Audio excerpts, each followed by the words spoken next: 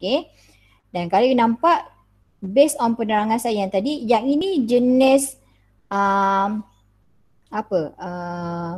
perpendicular ke parallel punya force? Anyone? Perpendicular. Okay. Sekarang ni you hanya akan tahu, you fahamkan dulu sama ada perpendicular ataupun parallel. Tapi sebenarnya ada specific engineering terms untuk this kind of situation lah. Kita akan belajar. Okay.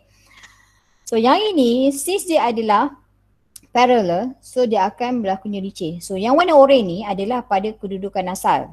Okay. Apabila satu daya licin dikenakan ataupun shear dikenakan, so yang berwarna biru ni dia punya deformation lah. So dia akan jadi sengit ataupun huyung. Okay. Ataupun Englishnya sway. Bukannya sway. Ini sway English terms. Okay. So yang ini dalam segi rigid body lah. Kalau kita tengok dalam bentuk beam, contohnya you ada beam dan beam ni dikenakan external force. So yang warna merah ni adalah bentuk deformation dia. Okay. Kalau yang kanan sekali, ini biasanya dalam bentuk kolom lah. Okay. Kolom ini dikenakan compression force lah. External force dia adalah compression dan dia akan buckle. Okay, ini bentuk buckle So yang ini adalah you akan tengok secara depan mata dalam eksperimen kita panggil sebagai strut buckling. Okay. Okay, strut buckling Okay, apa lagi? Knowledge about how forces act on the body. Yang ini kita nak tengok lah dari segi macam contoh kalau kita kenakan dia tension. Okay, bila tension biasanya dia elongation lah, dia akan memanjang. Okay, macam tali ni asalnya dia akan terputus tapi dia akan memanjang lah. Kalau selagi dia tak putus lah selagi, tapi kalau dia memanjang maksudnya tension, kena bear your mind, tension mesti akan berlakunya pemanjangan ataupun elongation. So bila compression, biasalah bila compress sesuatu benda itu ataupun compress satu segi body, dia akan memendek, shortening Kalau untuk shear, okay, shear ni dia lain sikit. Shear ni kalau you let's say you ada dua benda yang bersentuhan macam ni, okay, bila you tarik, kita tak akan tengok dia dari segi sama ada dia memanjang atau memendek. Untuk shear dia lain sikit. Shear ni kita akan tengok sama ada dia bahagian yang dia try to slip. Okay, try to slip Sekejap saya ni barang ni. Okay. So dia kata act parallel but not along the axis. Apa maksud not along the axis? Kalau you tengok dia punya external load adalah yang warna merah ni. Tetapi permukaan yang berlakunya shear ataupun licin ataupun yang bersentuhan adalah kawasan yang ini. Okay. So kawasan yang ini dia tidak berada pada paksi yang sama dengan daya ini. Tetapi dia selari. Okay. Dia selari. Sorry. And then kalau untuk bending, okay, bending contoh this figure lah. Okay, bend dia adalah acting, dia punya force act perpendicular to the axis. Tak kisahlah axis kat mana pun, dekat sini ke, pertengahan ke ataupun bawah. Tapi dia mesti perpendicular. Okay. So yang dikatakan rotation tu maksudnya bahagian yang support. Okay, dia sama ada you nampak lenturan dia macam ni Okay, kalau saya boleh lukis kot. Saya betul lukis sekejap macam ni. You nampak dia akan ke bawah lah. Okay, dia terrotate macam ni Okay. Tu nama dia rotation. Nampak merah kot lagi nampak. Okay.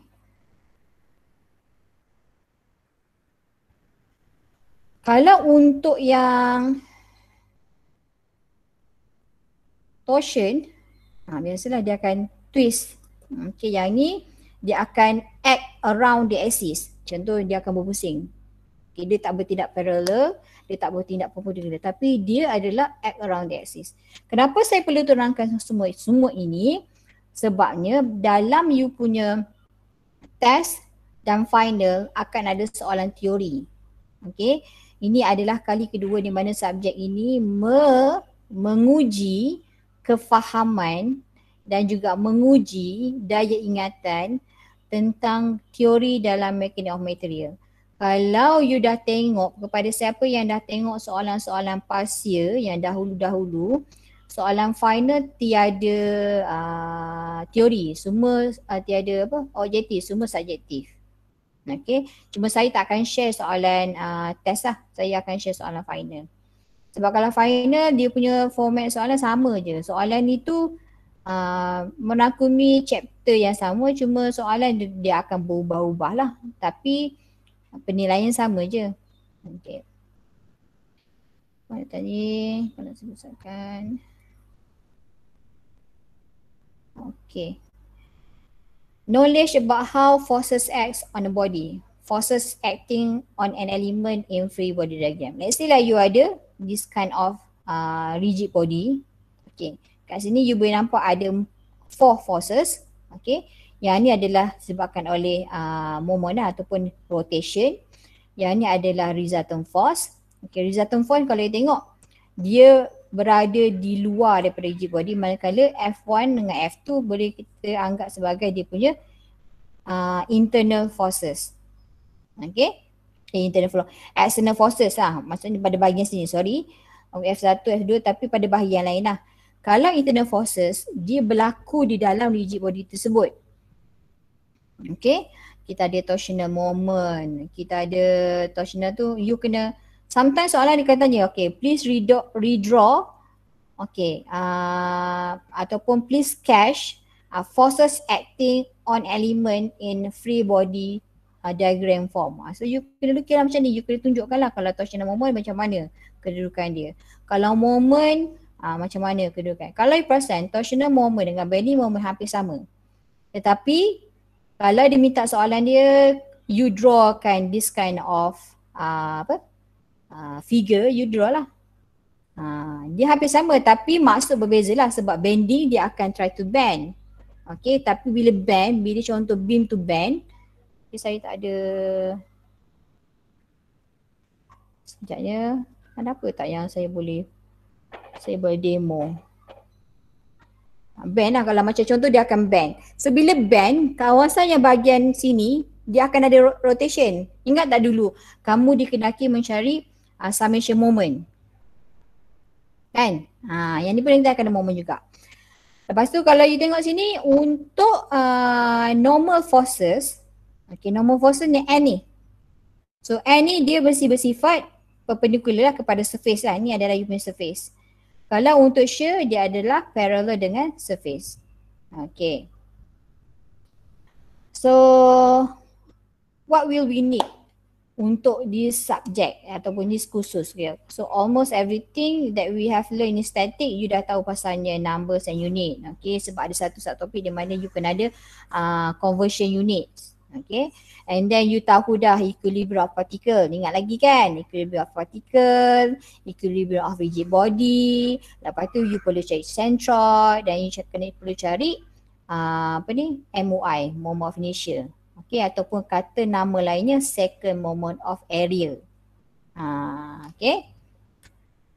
So ini adalah unit-unit yang kita akan guna pakai, tapi yang kata main units adalah Pascal lah, iaitu Newton per millimeter square.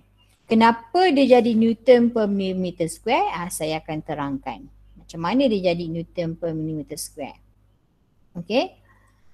So unit-unit lain ni mungkinlah dalam buku-buku kalau you nak kaji, kalau siapa yang ada buku RC Hibler yang saya minta you all beli masa SEM 1 tu, basically dia adalah SI unit Okay. SI unit maksudnya dalam bentuk Pascal dengan Newton lah. Kalau ini bukan SI unit, macam KIP, PSI, ATM ni bukan SI unit. Okay, so ini sekadar pemberitahuan lah. So untuk soalan-soalan penilaian, majority kita akan gunakan Pascal ataupun Newton. Okay, so ini adalah ni outcome, saya rasa saya dah terang. Tapi khas untuk this chapter, kita sebenarnya nak menguji lah ClO1 ni more kepada knowledge, tak tahu you punya knowledge. So at the end of this kursus ataupun at the end of this chapter, supposed to be the student boleh describe ataupun analyse problem yang berkaitan dengan stress and strain on element member. Lepas tu deflection ni tak adalah kita minta you check deflection. Okay, cuma you tahulah deflection tu contoh macam mana. Let's say macam mana sekejap. Mana yang dikatakan deflection, contoh lah you ada beam asalnya macam ni, dikenakan satu external load dan beam itu akan deform menjadi, sini asal, yang saya dot-dotkan ni asal, so dia akan deform macam ni. So deflection maksudnya ni, kita nak tahu jarak berapa dia terpesong. Deflection tu atau bahasa Melayu pesongan lah, atau jarak dia. Okay, yang ni kita akan belajar lebih detail dalam ada satu subtopik lah, kita akan belajar lagi detail. Okay. Kalau rasa ngantuk tu minumlah kopi ke kan, makan-makan keropok ke, kerepek ke, saya tak dengar, saya tak nampak. Okay. Jangan pula saya kata saya dah record, okay puan sudah record lah, aku tidur dululah, nanti aku tengok. Tak apa, nanti saya akan buat spot check, jangan risau. And then critical load of column, yang ni pun dalam spesifik kita ada satu subjek namanya compression member, sebab dalam structure the only antara structure yang mengalami compression adalah column Okay, so you akan gunakanlah using the correct theory and formula lah untuk menganalisis ataupun describe this kind of ClO1 lah. Okay, untuk ClO2 kita nak uji ataupun nak access ataupun nak nilai pelajar-pelajar ini macam mana dia handle laboratory equipment, mostly kepada makmal lah. Okay, macam mana you handle, betul tak you handle, betul tak you place this kind of material, and then kemudian you akan produce data dan you akan buat analysis dan you akan buat conclusion. Okay, so ada ClO2 lah. Okay, so itu baru mukadimah baru mukadimah. Masuk slide yang kedua. Okay, iaitu yang inilah. Cuma kat sini saya ada buat penambahan info. Okay, penambahan info iaitu saya bagi learning outcome. Okay, so learning outcome untuk chapter yang pertama ni adalah supaya you all ni boleh tunjukkan lah, okay, ataupun bukan tunjukkan, saya yang akan tunjukkan kamu macam mana nak gunakan method, bukan method of section, typo tu, method of section for determining the internal loading in a member. Okay, saya akan tunjukkan lah.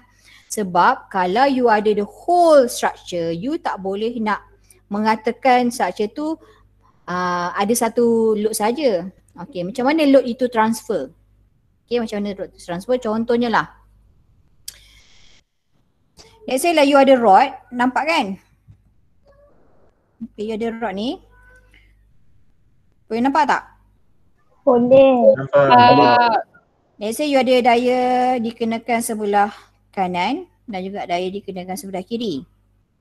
Okay, daya ni let's say lah kalau saya buat method of section, saya potong di mana-mana, contoh di sini ke.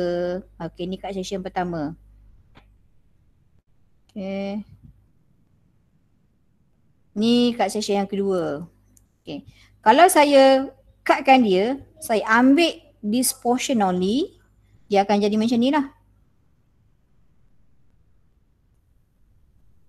Okay, so kalau you tengok pada rigid body ini, kita nak pastikan daya yang ke kiri ni akan seimbang. So perlu ada satu daya ke kanan lah. So yang ni let's say lah kita letakkan dia sebagai, yang ni adalah P1, yang ni adalah Px1. X1 tu mewakili dia punya kat section pertama. So Px1 ni kita tak tahu. Tapi kalau you gunakan equation of equilibrium, summation forces on x-axis, yang biasa saya lukiskan macam mana? Macam ini, summation fx. Okay, you boleh settlekan lah benda ni kan? Betul tak?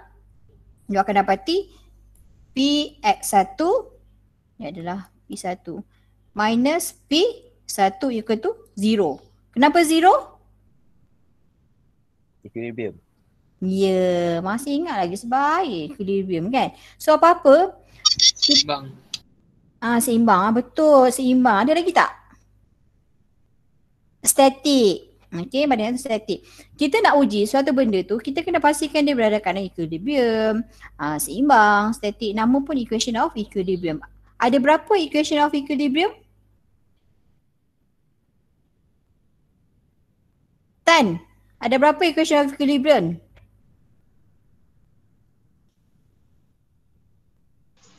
Dua tu. Ya Tan tak dengar? Dua. 2?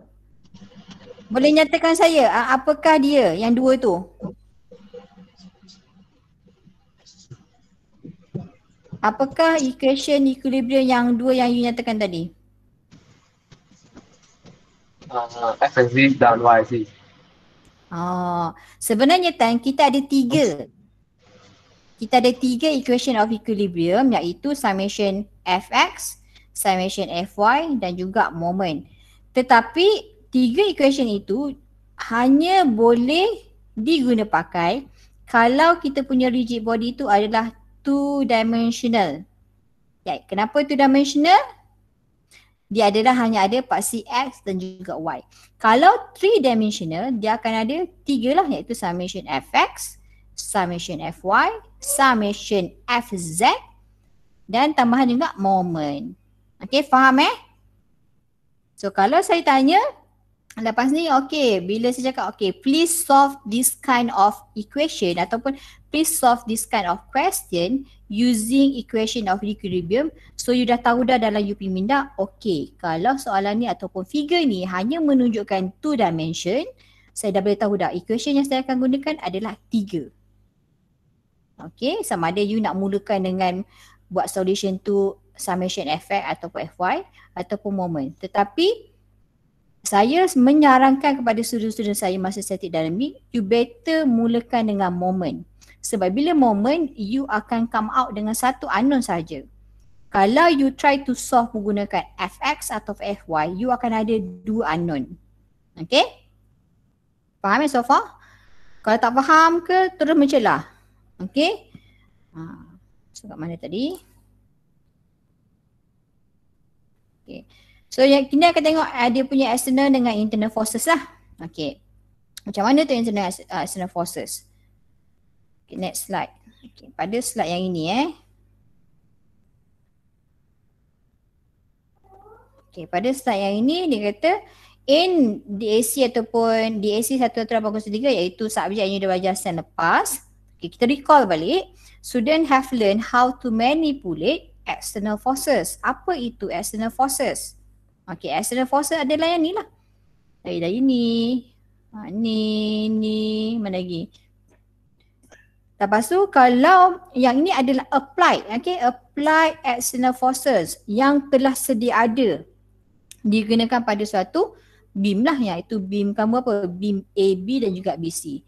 Tetapi kita akan ada reaction external forces, iaitu daya tindak balas yang dikenakan terhadap applied external forces. Iaitu, okay, pada pin ada berapa reaction? 2, Okay, roller? 1. Okay, so dah kena sekarang ni dah kena orang kata tanamkanlah sampailah you mati. Selagi you tak tukar course ni, you dah kena tahu dah. Pin 2, roller 1, fix ada berapa? 3. Operation? 3. 3. Okay, ada 3. Nasib baiklah. Setakat saya hidup dan saya mengajar ni, setakat itu yang support yang kita akan guna pakai lah untuk pengajaran bagi subjek ni. Okay, so dia kata apa? External forces are forces that act outside of rigid body, outside of rigid body.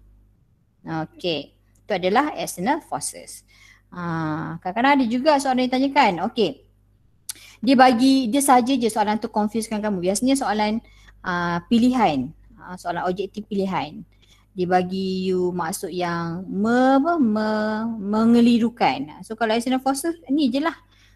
Ni je lah statement dia. Mungkinlah dia akan pusing-pusingkan ayat tu tapi maksud dia sama je. Okay. So kita tengok pada assumption. Assumption the structure beam is a rigid body. Okay, yang ni tadi lah. Kita kata kat sini apa?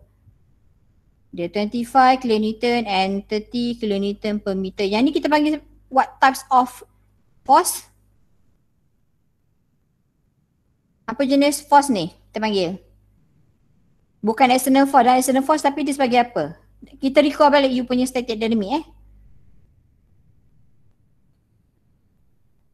Non-Adria Sophia. Apakah jenis force ini? Masa static dynamic.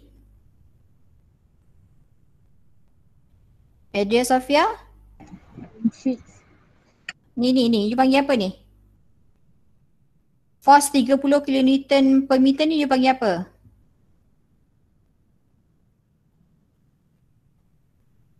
Kita panggil dia UDL. UDL tu apa? Apa itu UDL? Uniform distributed load. Pandai. Ya, you pandai sangat. Tapi mengambil masa lama. Tak apa untuk recall kan. Okay. Nur Fasiha. Yang ni you panggil sebagai force apa? Fasiha ni tak pernah belajar dengan saya kan? Tak pernah. Fasiha tak dengar? Tak pernah mengajar. Oh ya ke? Eng Zian Hui. You panggil apa ni force ni? Dia biasa saya buat istilah PL. PL tu apa? Kalau ni adalah UDL. Point load. Okay, PN adalah point load. Yang ni adalah uniformly distributed load. Okay. Kalau yang macam ni apa pula ni? Kalau ni UDL, ni? Tambah triangle kat depan. Triangle yang depan dia tu. Kita panggil ununiformly. Dia tidak, dia punya, yang ni kan uniform kan? Maksudnya daya beban teragih seragam. Bahasa Melayunya, beban teragih seragam. Uniform adalah seragam. Yang ni adalah uniform ni beban teragih tidak seragam. Ni kalau saya buat quiz ni, sedap ni dengan student ni. Nak recall balik you punya basic static ni. Okay. So ingat kalau segitiga ke bentuk macam mana, segitiga ke, trapezium ke, macam soalan final lepas kan. Kalau bentuk macam ni kita adalah uniformly distributed load. Beban teragih tidak seragam. Okay. Lepas apa? Ni ada yang ni. Okay, direction, FAX, FAY and FVY are external reaction at point of support, roller and pin. Okay, so sebenarnya dia sebenarnya recall balik je dengan you punya ni. Sebab student ni kadang bila dah buat ni dia shock sendiri. Okay, so kalau saya minta dia deform kepada free body diagram, dia akan jadi macam mana? Soalan yang famous yang ditanya masa soalan final ke test masa static dynamic. Okay, draw the free body diagram of the figure.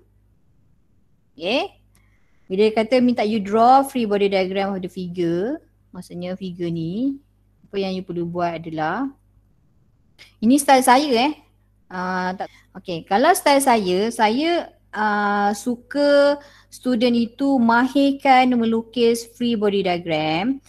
Dan saya selalu mengatakan kepada student saya, free body diagram adalah perkara yang sangat penting. Tengok berapa banyak sangat kan. Sebab bila you tak faham macam mana nak melukis free body diagram, you akan ada masalah besar sangat. Banyaknya besar dan sangat tu. Untuk you belajar chapter 2. Kalau sebelum static dynamic, you kena buat free body diagram. Lepas tu you akan gunakan equation of equilibrium untuk dapatkan benda-benda ala ni. Betul? Betul. Betul. Tak apalah, ada seorang jawab kan. Contoh kalau saya transformkan this figure menjadi free body diagram, you akan ada minta susu pula lah anak saya ni. Sabar ya, kejap ya, sekejap, sabar. Bukan awak, sabar nak ya. Okay, you akan jadi F A Y. You akan ada F A X. You akan ada F B Y. You akan ada satu daya 25 kilonewton dan you akan ada distributed load yang telah diubah menjadi point load. Apakah formulanya? Darab je 30/2. 30 darab 2. Okey, 30 darabkan dengan 2. So dia akan jadi point load kan? Unit dia akan jadi kilo newton iaitu 60. So ini adalah saya panggil sebagai free body diagram. Okey, faham Tak ada soalan, faham lah kot. Tak ada siapa menjelah, saya harap faham lah. So, berdasarkan yang ini, combination ni, you akan gunakan inilah macam saya cakap tadi ni. Equation of equilibrium. Okay. Iaitu 3 lah. Sebab ini adalah 2 dimension. Okay. Dikau balik statik. Ini kita akan tengoklah dia punya macam mana kalau you ada satu rod yang dikenakan daya kiri dan kanan dan juga sisi atas dan bawah. Okay. So yang ini yang Tuan Haji Jaya dah letak anak panah ni, ini adalah external forces. Okay. So ini adalah external forces lah yang dikenakan pada rod ni. Ada 12 and yang saya right-rightkan ni lah. Okay. So you ada applied forces dan kat mana yang kita akan tengok sebagai reaction forces yang inilah. Okay, contohlah dia tak bagi, let's say ni PD ni tak bagi soalan, dia kata please find the orang kata apa, bukan suitable, daya yang perlu reaction forces yang perlu dikenakan pada rod D ni supaya this figure berada dalam equilibrium. So you akan gunakan hanya summation effect sajalah sebab semua daya ni berada dalam keadaan x axis sahaja. Okay. So you akan gunakan only one equation required lah. So bila dapat soalan-soalan macam ni, you akan tengok okay daya apa yang bertindak pada paksi mana. Okay. Okay, ini adalah force is a vector quantity must have magnitude and direction lah. Okay, macam tadi kita tengok dia ada direction ke kanan, magnitude dia PD. Yang ini direction dia ke kiri, magnitude dia 12 lah. Okay, cuma yang ni kita recall balik juga static, notation for magnitude and sense direction for external forces. Okay, kalau dia punya daya itu ke kanan, kita akan consider dia adalah sebagai positif. Okay, tetapi kalau dia negatif, maksudnya dia punya daya adalah ke kiri. Okay, yang ini kalau you punya axis itu bukan berada dalam keadaan betul-betul horizontal ataupun vertical, dia macam ni. Okay, so kalau dia bentuk macam ni ke atas, dia akan consider sebagai positif lah. Okay, itu kalau condong, kalau let's say lah you punya 20 kN tu macam ni. Okay, dia akan jadi positif. That's why masa statik saya sangat-sangat menyuruh student saya untuk dia letakkan dia punya sign convention. Okay, biasa untuk kelas saya minta orang letak macam ni, lukiskan macam ni. Maksudnya dia nak beritahu kepada pembaca dia punya arah direction of forces lah, iaitu yang ini. So yang ini bermaksudnya adalah positif lah. So summation fx. So bila dia letak simbol macam ni, pemeriksa mana-mana seluruh dunia yang tengok dia punya solution, dia telah memahami yang penulis ini memberitahu kepada pembaca iaitu segala daya pada arah ke kanan ni adalah positif. Okay. Kalau untuk Fy simbol macam ni. Ini cara saya lah. Okay. Summation Fy. So dia beritahu kepada pembaca iaitu segala daya ke atas ni adalah positif. Kalau untuk moment adalah anti-clockwise positif. Summation moment. Okay. At any point lah. Bukan mx at any point lah. Mn. Okay. Itu adalah sign convention lah. So that's why bila you nak buat test ke, final ke, apa-apalah jalan kerja, you kena tulis benda ni sebelum you tuliskan you punya equation. Okay. Ada tahap di mana lecturer dia akan didak markah kalau student tu tak tuliskan macam ni. Sebab ada student dia mungkin dia jenis orang yang aku bukan orang yang berhaluan kanan. Aku adalah orang yang berhaluan kiri. So apa-apa yang kanan aku tak suka. Okay. Jadi dia buatlah, dia punya solution, dia mengambil kira segala daya ke kiri dia adalah fx. Jadi pembaca tu akan baca lah. Okay, student ini telah beritahu kepada aku yang segala daya ke kiri dia adalah positif. Bermaksud daya ke kanan dia adalah negatif. Jadi bila pembaca tu baca dia punya solution, equation dia tu, dia akan berdasarkan dia punya declare sign convention tu. Dia gunakan ke bawah FY dia adalah positif, ikut jam dia adalah positif, moment dia adalah positif. Itu pentingnya. So kalau you tak buat macam itu, nanti bila kami nak check kamu punya satu-satu daya tu salah. Kalau you tidak declare, apa yang pembaca ataupun pemeriksa akan buat, dia akan ikut yang conventional, yang serata dunia gunakan, iaitu yang inilah yang saya writekan ni. Okay, faham? Setakat ni ada soalan? Okay, ada. Okay. That's why Tuan Haji ada soalan ke? Dia ada Puan, ada. Okay. So that's why Tuan Haji Hayir minta kamu refer to your notes from static and dynamic and do some revision on equation of equilibrium for rigid body. Kok lah lupa kan. So refer lah balik sebab kita akan pakai sajak ni, sajak ni Suto dan kemudian reka buntut Suto. Okay. So kalau siapa yang memang telah merancang kehidupan dia start dia lahir sampai dia nak mati tak tahu bila kan. Dia dah merancang untuk further study, untuk degree, di mana memang saya fully suggest you further study untuknya degree. Subjek static dynamic yang mendapat result C+ ke atas, okay, bukan C+ ke bawah, C+ ke atas, dia boleh transfer kredit. Bermaksud bila dia further study masa degree, dia tidak perlu mengambil semula subjek static dan dynamic. Tetapi kalau dia punya result C dan C minus ke bawah, maksudnya C minus, D minus, D plus ke atas, dia kena ambil semula masa degree. Okey, itu bagusnya. Tetapi untuk subjek mechanic of material, yang ini subjek ni, you dapat A ke, you dapat full mark ke, memang you punya pointer 4 flat ke, you mesti perlu ambil lagi subjek ini. Ini saya cakap pada siapa yang nak further study dengan UTHM.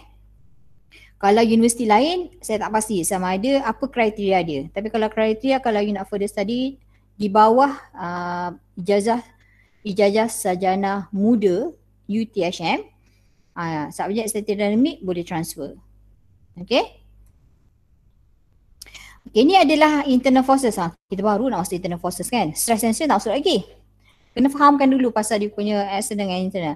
Okay, internal forces ataupun internal load in the structural member are the result of the external applied load. Maksudnya dia berkait rapat lah. Daya yang dikenakan pada rigid itu, dia akan diseimbangkan dengan internal load dalam rigid tersebut. Okay. Dia kata macam ni, the external load are transmitted to different parts of the structure through this internal load. Okay, you tengok pada daya yang merah ini. Okay, dia kenakan compression Okay, dia kenakan compression. So daya yang ini, dia akan diseimbangkan oleh daya yang sebelah sini. Okay, yang ini pula dia akan seimbangkan oleh sebelah sini. So kalau you nampak, sebenarnya dia berada dalam keadaan cut section. Okay.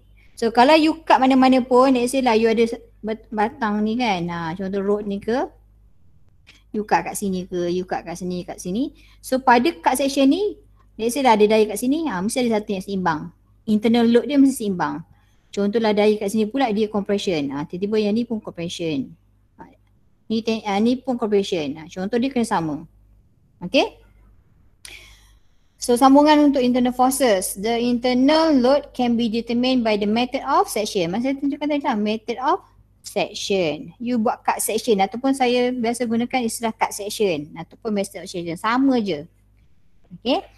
Di mana member is cut at the point of interest. Okay, pada mana-mana point yang kita nak ataupun soalan tu nak. And the internal loads are revealed as equivalent external load lah. Dia kena berkadar langsung lah. Kena selari. Okay. Let's say kalau kita considerkan ni. Beam yang ni. Beam warna biru ni. So kalau you splitkan dia. You potong ataupun you gunakan cut section. You gunakan method of section. Dia akan terbagi kepada rigid yang pertama dan juga rigid kedua. Okay. So yang merah ni ke kanan. Untuk rigid yang nombor 2 ni, dia akan disimbangkan dengan hijau ke kiri. Untuk rigid yang pertama, dia akan ada daya external berwarna merah sebelah kiri dan dia akan ada internal berwarna hijau sebelah kanan. Okay. So kalau you tengok dia punya external dengan internal ni, forces dia adalah apa? Selari ke selari tetapi arah sama atau arah bertentangan? Different direction. Different direction. Bertentangan arah. Sebab kita nak consider dia mestilah stable kan? Okay. Tetapi ada juga nanti kita akan tengok lah. Mungkin sekarang kalau saya terangkan kita tak nampak. Nanti kita go through beberapa example Okay. Apa lagi ya? External equilibrium keep a rigid body in static condition. Tak berubah lah macam saya cakap tadi. Kena static, kena seimbang. Kalau tak seimbang nanti susah. That's why kena gunakan equation equilibrium lah. And then internal equilibrium keep a deformable body in original shape. So kalau dia tak dikenakan, tak ada internal force yang bertindak balas pada external force tu, okay, mustahil lah sebab kita nak buat structure Kalau structure tu tak betul-betul dalam keadaan asal, mungkinlah akan ada sikit sangat lah, mungkin 0.00000 something sentimeter je berubah. Tapi yang itu kita tak anggaplah sebagai perubahan yang ketara. Dari mata kasar dia tak nampak pun deformable tu. Okay. Dia mesti kita daya external internal tu supaya seimbang, supaya keadaan structure tu ataupun rigid body tu berada dalam keadaan yang asal lah. Okay. Maksudnya tak ada perubahan dari segi shape ke, tak ada perubahan dari segi panjang ke, dia punya lebar ke. That's why nak uji. Ada soalan dia akan uji. Okay, dicarikan what is the maximum forces need to be applied to the beam so that the beam still in a static ataupun still in a deformable shape. Still in a original shape. You kena carilah. Okay. Dia akan bagi information. Okay. Yang ni let's say lah kita ada beam, kita ada force ke kanan pun F, ke kiri pun F. So secara masa kasarnya ke kanan F, saya letak F1 lah, yang ni F2. So cara masa kasarnya kalau you gunakan equation of equilibrium on Fx, you akan dapati F1 is equal to F2. Okay. Okay. So let's say lah you ada diminta untuk buat beberapa cut section, iaitu di B, di C dan juga di D. Okay, you cut lah dia. You keluarkan bahagian ni satu. Okay. Lepas tu bahagian ini and then bahagian ini lah. So pada section B, so F ini, FB ini akan sama juga dengan ni F1 lah. Okay. F1 sama juga dengan PB. Betul? Untuk section C, PB equal to PC. Okay. Kalau pada section C kat sini adalah PC equal to, ni adalah F1. Okay. So yang Tuan Haji Jaya hijaukan ini adalah external or internal? Internal. Internal. Sebab benda tu berlaku pada keratan. So kalau benda tu berlaku pada keratan, dia adalah internal. Okay. Daya yang you perlu cari dalam internal load itu. Ini nampak mudah. Okay, kita go through lagi. Ni kalau untuk kaedah yang lain, sama juga kaedah dia. Tapi kalau untuk kaedah yang lain lah. Contoh dia ambil section AB. Maksudnya dia potong pada sini, tapi dia ambil the whole section ni lah. Yang AB ni. Okay. So yang dia akan jadi FAB lah. Sama je macam tadi. So ikut pada pemahaman kamu. Kamu suka yang mana? Suka notation 1 ke ataupun notation 2? Tapi sama je konsep dia. Okay. Yang ini kalau dia ambil pada bahagian yang inilah. Sorry, bukannya CD. Bahagian BC tu. Yang this one. Okay, sebab kat section sini kan. So dia akan jadi FBC. You tengok yang ini dia akan jadi bertentangan arah. Kenapa bertentangan arah? Kenapa bertentangan arah? Siapa nak tanya? Fatihah Ayu. Mana Fatihah Ayu? Fatihah Ayu Ahmad Sapuan. Ya, madam, saya punya lag. Oh, you punya lag. Okay. Saya tak nampak ni, saya nampak saya je. Kenapa dia bertentangan arah? Ni. Yang saya circlekan ni.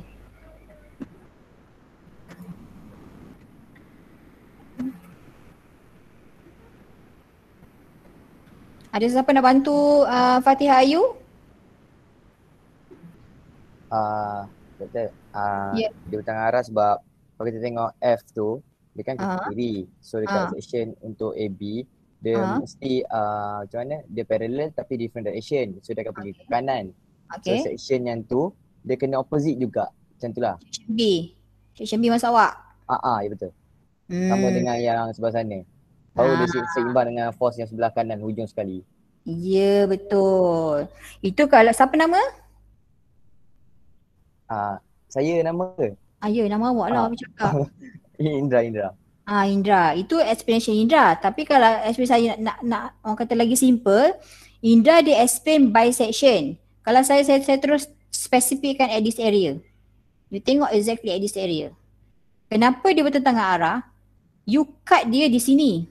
Okay, you cut dia let's say di sini. Okay, dia ada satu daya ke sini.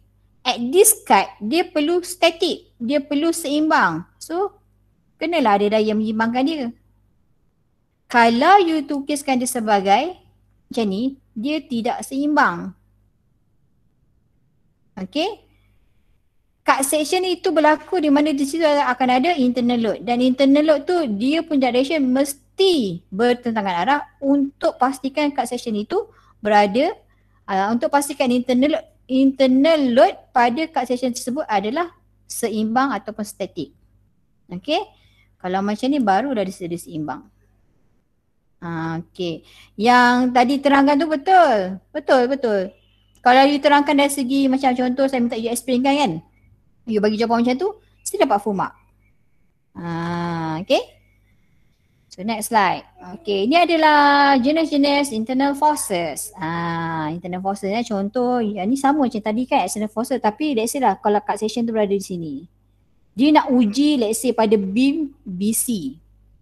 Okay, ataupun pada section BC. So pada section BC ni, dia mengalami internal load compression. Dan yang ni mengalami internal load ataupun internal forces tension. Yang ni torsion lah macam Haji Jaya cakap chapter 5, kita akan belajar chapter 5. So tension and compression ni kita akan belajar pada chapter 1. Bending moment, shear force ni kita akan belajar chapter 3. So sekarang you akan fokuskan yang ini. Okay. So axial internal forces. Axial internal forces. Kenapa panggil axial? Axial tu maksudnya dia mesti bersifat perpendicular. Okey, tak kisah macam ni ke. Macam ni ke, mesti perpendicular. Nama je Asia, dia adalah perpendicular. So kita akan ada tension, simbol dia positif Ingat anak-anak, okay, ingat murid-murid, kena tanam dalam India pula, dalam minda. Oh ya, kita cakap Melayu dah ni. Kurang minum kopi ni. Tension positif, compression negatif. Jangan terbalik. Terbaliklah dunia awak. Okay.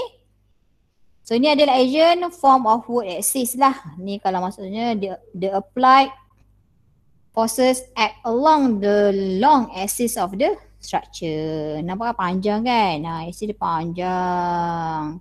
So dia akan bertindak seiring dan sejalan dengan axis pada structure itulah. Cuma directionnya berbeza-beza. Okay, forces arrow pointing inward ni adalah compression. Upward ni adalah tension.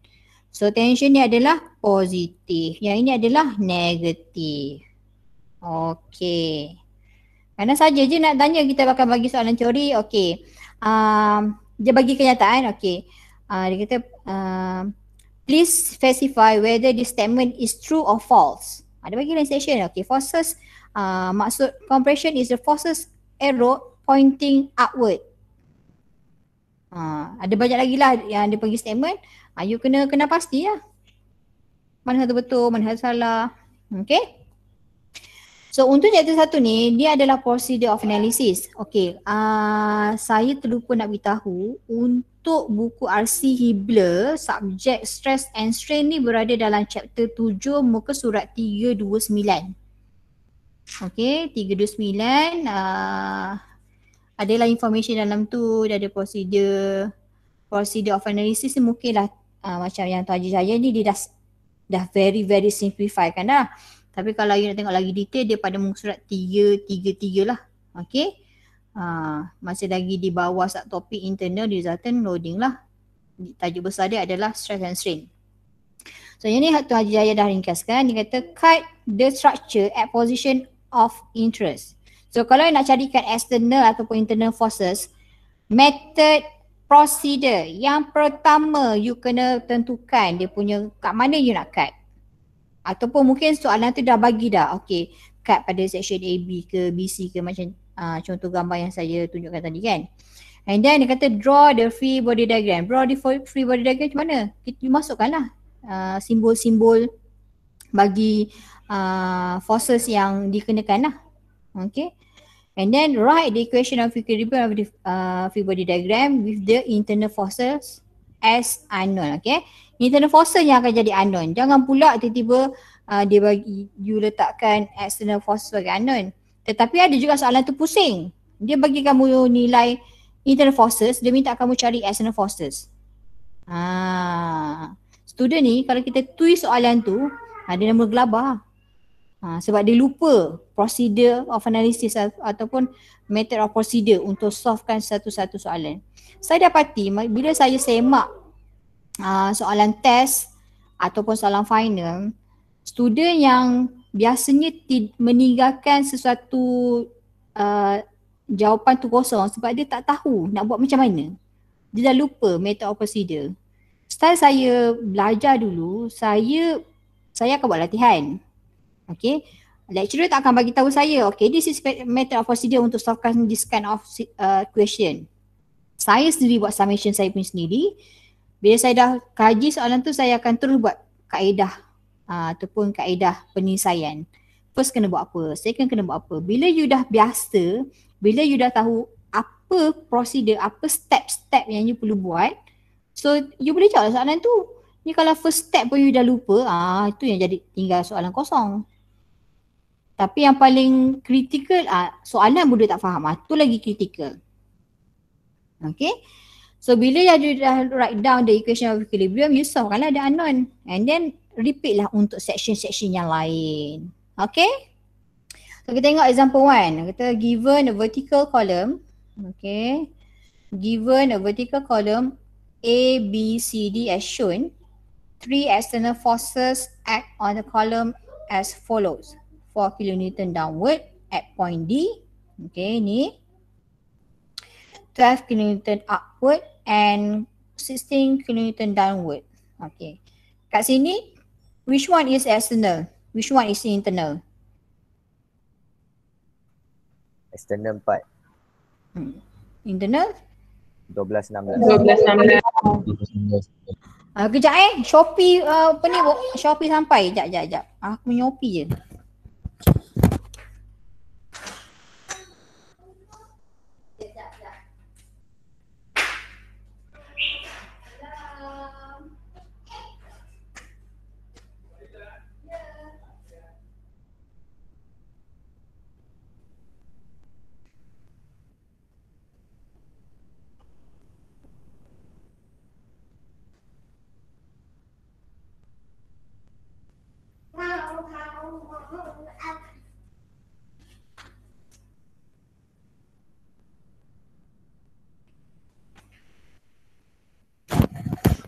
Okey, kasut krok saya pun sampai.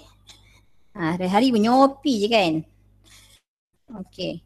So kat mana tadi? Okey, 4 kN external, 12, 16 adalah internal. So soalan dia apa? Dia kata apa? Determine the internal normal force. Bila dia kata normal, apa maksud normal force? Normal force at point B and point C. Normal force biasanya dia akan bertindak, dia sama juga dengan axial force. So normal force sama juga dengan axial force. Okay? Biasa kalau dia dalam bentuk yang ada magnitude, dia letak magnitude. Tapi kalau contoh you ada this kind of surface, ni adalah you punya direction of force, dia bagi simbol dia N. So N tu adalah normal force. Kalau masih ingat lagi subject friction dalam static dynamic, ingat lagi tak? Kita ada normal force. Ingat. Ingat kan? Sampai ingat. So dia minta kamu, soalan dia minta kamu carikan normal force pada point B di sini dan juga point C di sini. So bermaksud kita perlu buat cut section di situ lah. Okay, maksudnya kita akan cut dia di sini dan juga dia di sini. Okay. So tengok solution macam mana.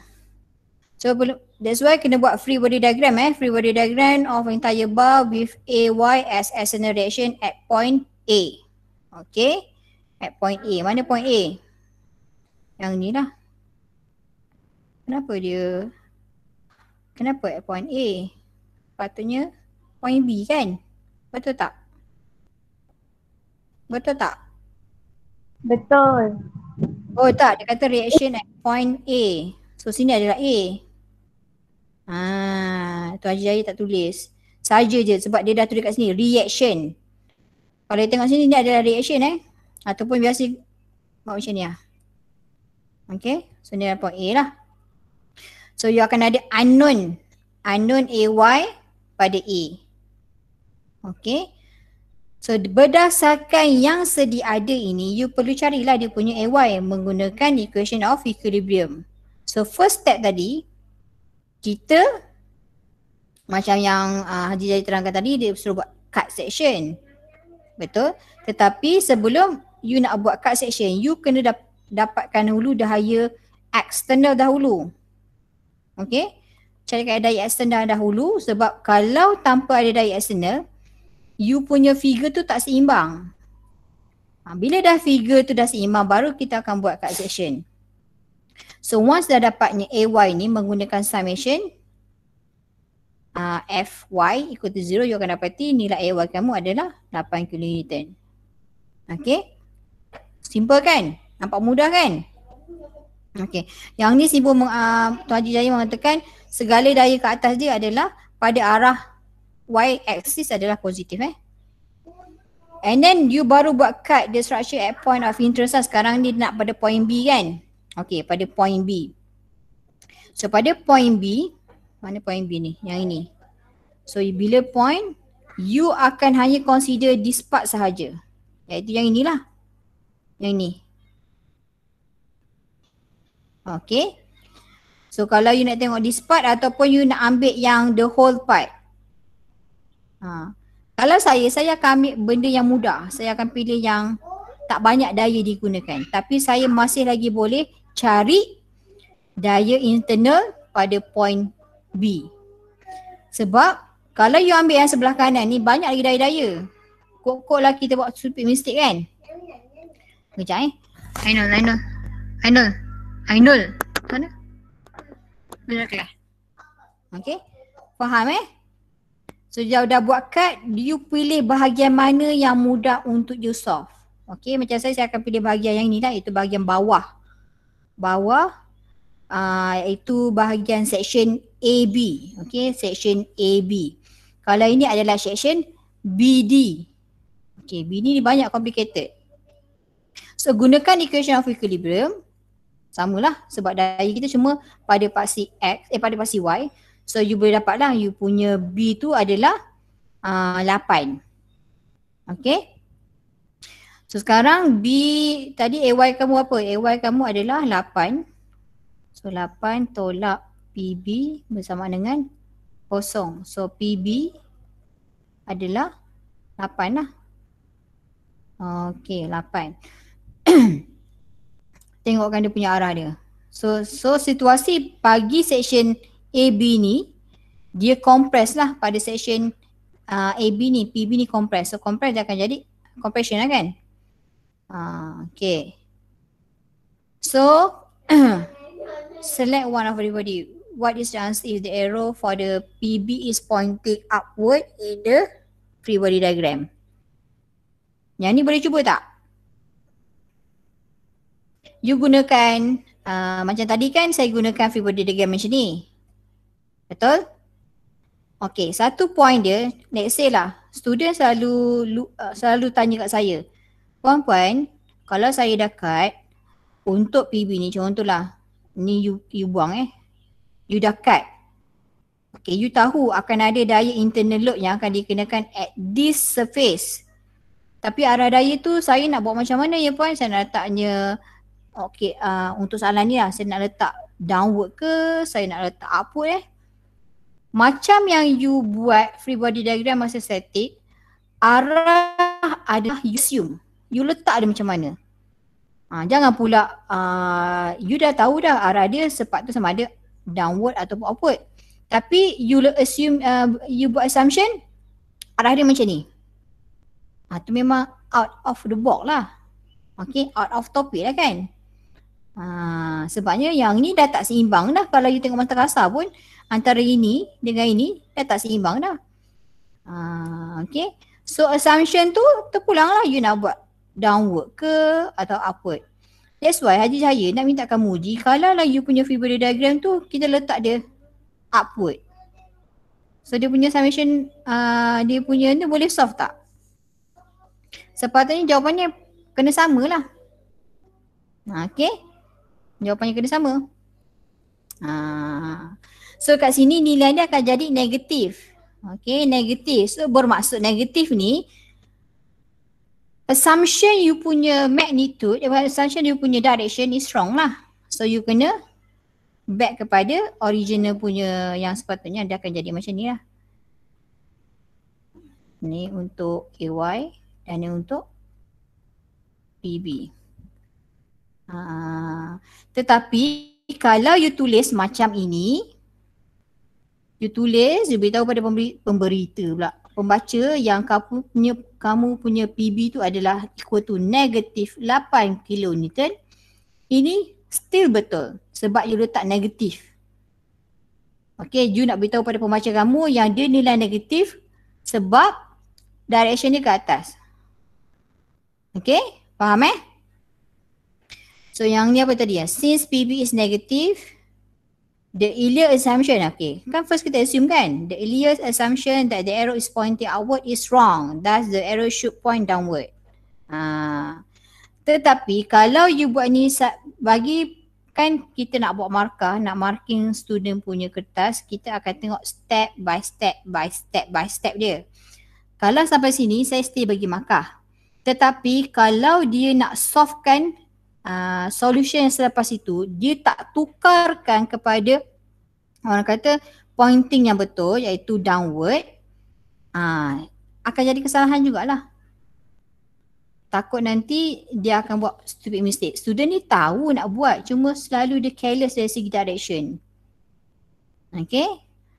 So bagi saya dan nasihatkan student saya masa static, once you dapati you punya arrow tu salah, bukan salah, maksudnya you assume tu salah, you betulkan and then baru you solvekan untuk cari reaction ataupun load yang seterusnya dalam free body diagram. Okay.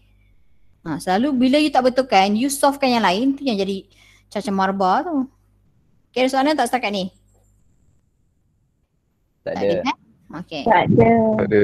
Continue balik. So yang ni seterusnya, so cut dia structure the point. Yang ni, ni kalau gunakan free body yang BCD tadi. Sama je cara dia, cuma you akan buatkanlah dia punya dengan beranggapan summation FY kamu adalah kosong. Okay. So gunakanlah dapatkan atau tidak. Ini adalah example dia kot. Note selecting sama dah.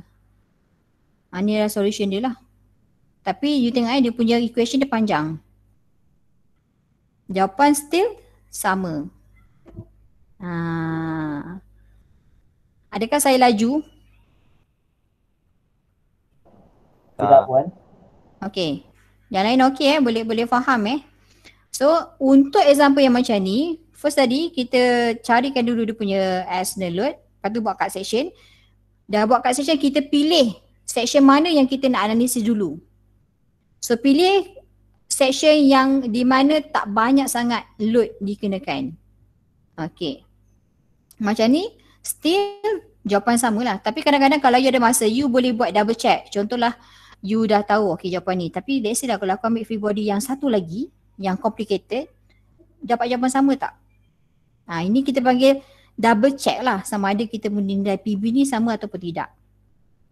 Okay, kalau ada masa lah, ataupun nak buat latih 2B ke, nak fahamkan ke, nak buat latihan ke, macam itulah.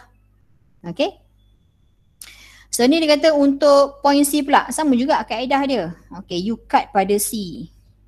You cut pada C, yang ni adalah free body diagram yang bahagian atas, cut section bahagian atas. Yang ini adalah free body diagram untuk cut section bahagian bawah C. Okay, so yang biru ni adalah you punya assumption lah. Because you punya bukan assumption, ni yang apa ni, external load. Merah ni adalah you punya assumption yang you perlu cari. Okay. So gunakan equation of equilibrium, dapatlah 4. So kalau you gunakan free body diagram yang ini, sepatutnya still dapat jawapan sama lah. Jangan pula bila you buat kan, okay PC yang ini jawapan dia 4. Tapi yang kat sini jawapan dia 5. Pelik lah, sedangkan pada C sepatutnya contohlah dia punya ni mesti sama. Nilai mesti sama, si 4, yang ni pun 4. Kalau you double check salah, maksudnya soalan kamu ataupun solution kamu salah. Dan ada juga soalan dia minta, okay, please find, dia bagi kamu free body diagram yang ini. Dia minta kamu buat cross check. Faham tak? Cross check maksudnya dengan menggunakan free body diagram yang ini, please buktikan, buktikan dalam tu, proof that the PC value is 4 kilonewton by using this free body diagram. Soalan pernah jadi macam tu kadang-kadang dia minta kamu buktikan sama ada yang PC nilai 4 dengan menggunakan free body yang ini. Sebab kita nak nilai student tu sama dia faham tak? Dia faham tak macam mana nak solve kan? Dia faham tak macam mana nak baca forces itu? Gitulah dia. Apa lagi? Yang ini, what happen if arrow for PC point downward? Ini samalah kalau you tukarkan you punya assumption tu. Kalau downward, sama macam yang pada point B tu. Perlu tak saya terangkan? Ke ada orang ni, sebab benda ni sama kan? Kalau you nak buat revision pun sama kan? Okay, so saya teruskan yang ni sama tadi, yang ni outward. Ini adalah internal axial force diagram. Okey ni. Tumpuan kita, sila tumpukan mata you di sini. Okey. Merah ini bermaksud compression. So kalau saya bahagi dua ni adalah force diagram axial force diagram. Kalau saya ini adalah tension. Ini adalah compression. So kalau kita bagikan part dia, yang ini adalah positif, ini adalah negatif. Okay. So contohlah macam saya tadi, saya dah silap kan. So kalau you faham, saya akan ikut baca you punya axial force diagram tu based on you declare. Okay, kalau you nak tulis macam ni adalah T, tension, ni C, compression. Kalau you nak tulis simbol pun saya terima. Okay. Tapi jangan pula terbalik macam saya tadi kan. Saya cakap sini adalah compression. Saya cakap sini adalah compression, yang ini adalah tension. Tetapi nilainya sebenarnya sebaliknya. Itu dah jadi mazhab masalah. Okay, faham tak? Ada soalan? Tak ada. Okay, nak senang supaya you all tak confused, saya pun tak confused untuk menanda. You terus follow je di slide, bermaksud kita dah setkan siap-siap, iaitu kalau kita punya rod ni adalah bentuk vertikal, sebelah kanan kita adalah tension, sebelah kiri kita adalah compression. Kalau you punya beam ke rod ke adalah horizontal, so you punya axial tu adalah di atas ni positif ataupun tension, di bawah ni adalah negative compression. Boleh? Puan, saya ada Ya. soalan. Ya. Mana datangnya bentuk tu? Ke Oh. apa je? Okey, macam bagus soalan. Siapa yang tanya tadi tu? T. T. Okey, T ya betul. Li ke T? T. Oh T. Sorry saya tak nampak gambar sebab saya tengah buatnya full slideshow ni. Okey. Untuk kalau bentuk axial force, dia mesti berbentuk rectangular. Dah kena bear your mind rectangular. Okey? Boleh? Okey. Yang itu simpan hanya boleh digunakan pakai untuk chapter 1. Dalam chapter 2 nanti kita akan belajar shear force diagram. Okey, shear force diagram ataupun shear force diagram ataupun saya pendekkan SFD. SFD pun dia punya diagram pun berbentuk rectangular. Tetapi dalam chapter 2 kita akan ada satu lagi diagram, nama dia bending BMD bending moment diagram. Yang tu yang kita akan tengoklah masa chapter 2. So sekarang ni dah kena back in your mind, axial force diagram dia akan berbentuk rectangular. Okay, dia tak akan jadi trapezium ke, dia tak akan jadi segitiga ke. Sebab kenapa? Kenapa dia rectangular? Kalau you tengok internal load pada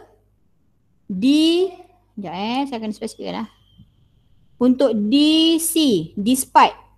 Okay, despite. Internal load dia sepanjang despite adalah 4 kN. Jadi contohlah sini starting kosong, dia terus dapat data 4 kN. So bila dia bergerak ke bawah, dia statik lah. Dia orang kata apa? Constant static. Constant nilai dia 4. Sampai sini. Bila sampai sini, dia mengalami perubahan internal load, iaitu dia drop kepada negatif 8. Tetapi at this part, dia constant 8 gerak sampai this point, stop. Dia mengalami lagi perubahan internal load, iaitu 8 kN. So pada point ni pula masih lagi 8. So bergeraklah constant 8. Tu yang jadi kenapa dia jadi rectangular tu. Faham tak? Faham? Anyone? Respondent? Ya? Ada soalan? Puan, boleh ulang balik? Ulang balik. Loading Oh, Mayday. Dia agak macam kurang jelas puan.